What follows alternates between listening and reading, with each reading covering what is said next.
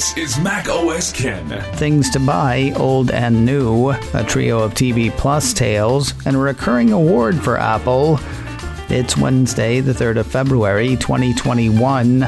I'm Ken Ray, and this is news from macosken, brought to you by yours truly and sponsored by Audible. To get your first 6 months for only $9.95 a month, text macosken to 500 or visit audible.com/macosken. This show is also supported by people like you, patrons through Patreon. Find out more and add your support at patreon.com/macosken. Last year's iPhones have hit Apple's Refurb store. Mac Rumors says Apple on Tuesday began selling refurbished models of iPhone 11, iPhone 11 Pro, and iPhone 11 Pro Max. It's the first time Apple has offered the 2019 models at a discount.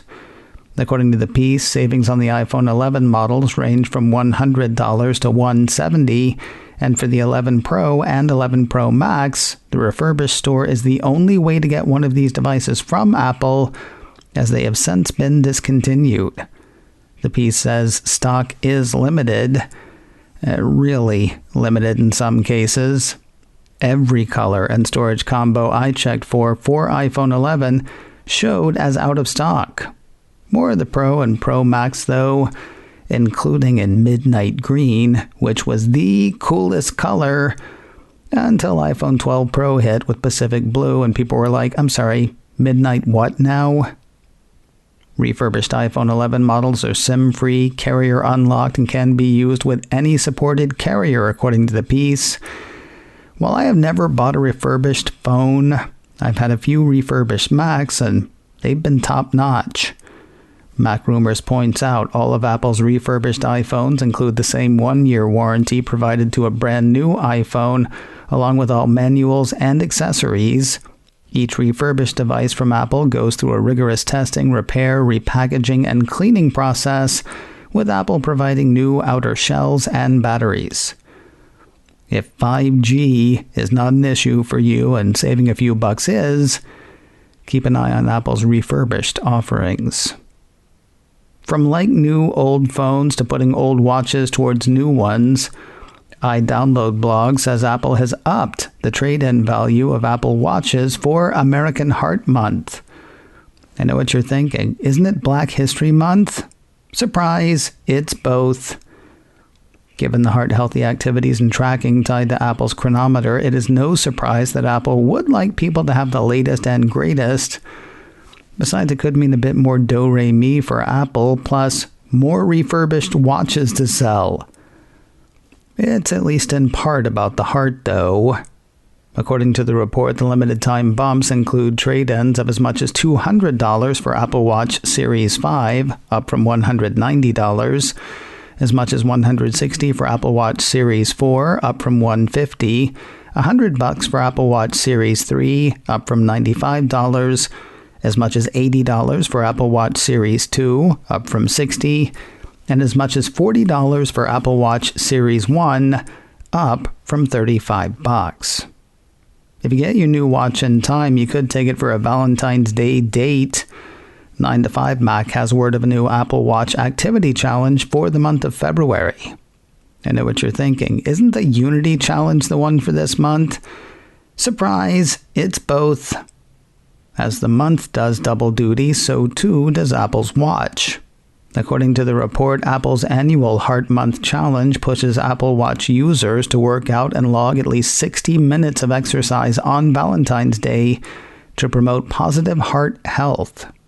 As with the rest of Apple's activities, you don't have to use the built-in workout app to score the hour. The piece says any workout app that logs data to Apple's fitness app will unlock the virtual achievement on the iPhone, Apple Watch, and an Apple's Messages app.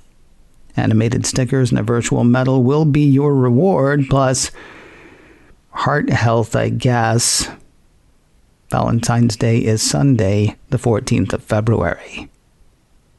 Health conscious as Apple Watch may be, there's a sign today that the Cupertino company is working on something more, or some things.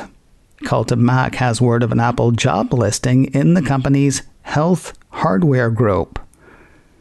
No, I didn't know there was one of those either.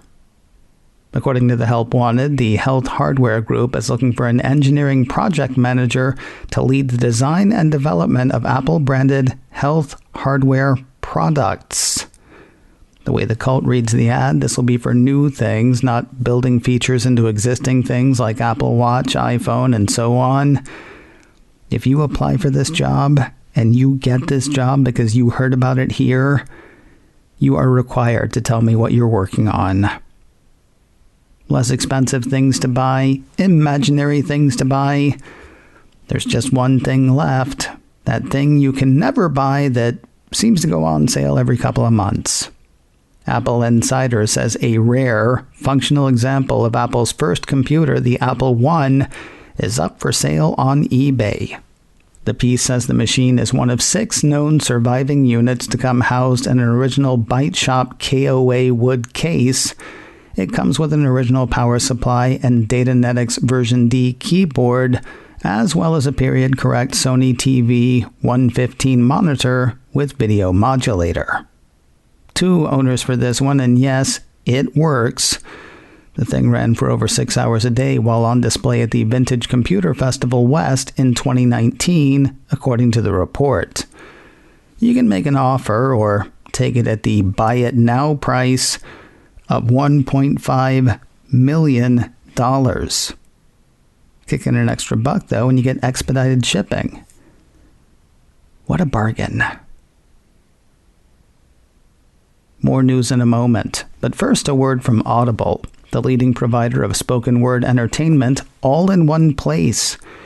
That's audiobooks, podcasts, original programming, and so much more. For a limited time, you can get your first 6 months of Audible for just $9.95 a month. As an Audible member, you'll get 1 credit every month, good for any title in their entire premium selection. From the newest names everyone's talking about to that title you've been meaning to get to for years. That's yours to keep. Then there's all the other stuff. Thousands of all you can listen to audiobooks, original programming, podcasts, and more. Looking to learn more for Black History Month? I can't say I'm enjoying Up From Slavery by Booker T. Washington, but I am learning from it. I've also got Roots by Alex Haley in my library. Or with Valentine's Day around the corner, maybe romance is your thing. It's not mine, but happy hunting. The point is, with thousands of titles from which to choose, there's bound to be a lot for you. Get started today with a 30-day free trial, then stick around for just $9.95 a month for the first 6 months. Visit audible.com/macosken or text macosken to 500-500. Whether you're looking to strengthen skills, be more informed, or just be entertained, find what you're looking for with Audible.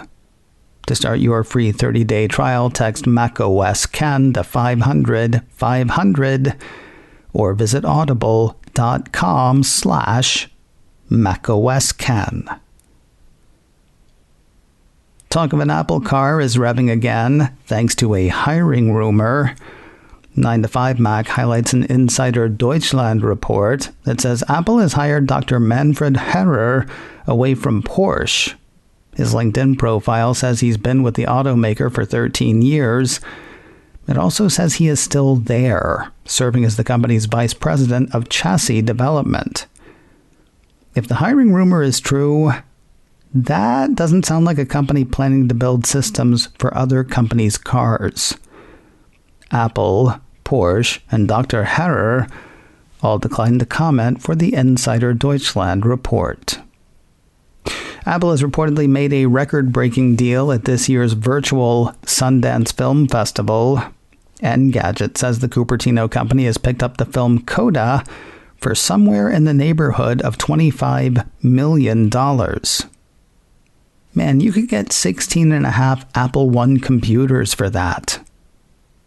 CODA stands for Children of Deaf Adults. The piece says the movie centers on a high school senior, Lock and Key's Amelia Jones, who's the only hearing person in her fishing-centric family.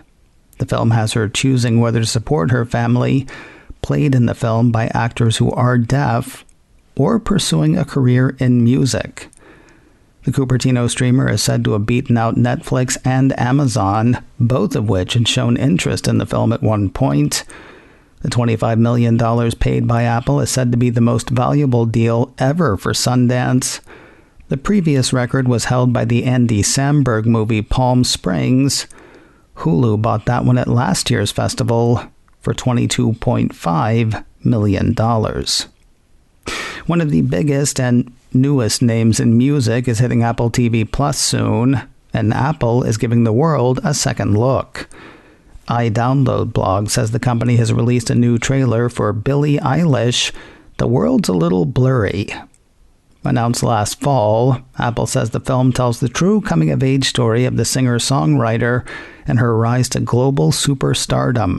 From award-winning filmmaker R.J. Cutler, the documentary offers a deeply intimate look at this extraordinary teenager's journey at just 17 years old, navigating life on the road, on stage, and at home with her family, while writing, recording, and releasing her debut album, When We All Fall Asleep, Where Do We Go?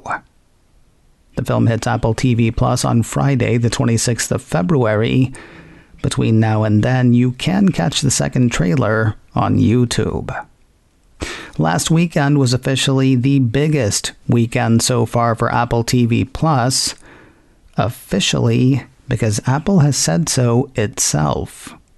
Deadline had the company reporting its most watched weekend in its relatively short history. A few factors fed into the big weekend, among them new episodes of Dickinson, Servant, and Losing Alice. The big draw, though, has to have been the premiere of Palmer, starring Justin Timberlake and directed by Fisher Stevens. While the streamer doesn't divulge specifics, the report has Apple saying that Palmer was Apple TV Plus's third biggest launch and its second biggest film. And finally today, can something that's happened 14 years in a row be called news? Seems like it'd be bigger if it stopped happening. And yet congratulations to Apple for topping Fortune's list of the world's most admired companies for the 14th year running. The publication says the votes of 3,800 corporate executives, directors, and analysts are used to compile the list. After a year in which humanity leaned more heavily than ever on tech giants to connect, entertain, and even feed us in a time of isolation, Fortune says it's fitting that Apple, Amazon, and Microsoft hold the top three spots. And they do. They were followed by Disney, Starbucks, Berkshire Hathaway, Alphabet, JP Morgan Chase, and Netflix, with Costco Wholesale rounding out the top 10. Coming up in a few minutes, after Tuesday's VR annoyances, NosillaCast's Allison Sheridan and I finally get to the question of what we'll see first from Apple. AR or a car? Not sure the original questions were answered, but fun and a lively discussion were had nonetheless. Hear it yourself in a few minutes. Look for that show and subscribe wherever you get podcasts. If you can't get enough of the two of us, by the way, I am on Allison's show, Chit Chat Across the Pond Light, which is funny because we're not even across a river from each other at this point. We spent close to an hour talking about last week's earnings report. You're looking for episode 670 of Chit Chat Across the Pond Light from Allison Sheridan. Find it where podcasts are found. macOSken Live goes live again today, 3:30 Pacific, 6:30 Eastern on my YouTube channel, youtube.com/KenRay. Catch it live or on replay there. You can also grab the audio podcast, macOSken Live, wherever you find chit-chat across the pond light.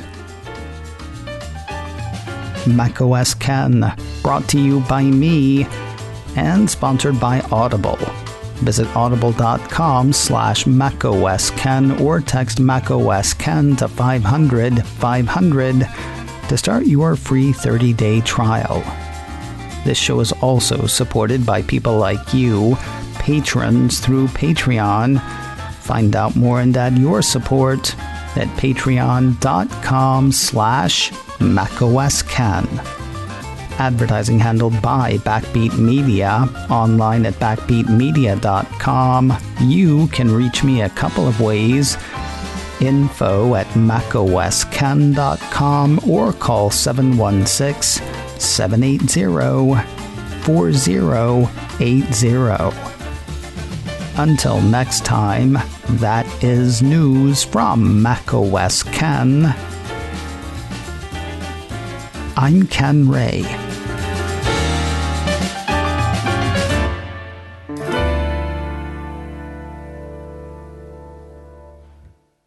Ciao.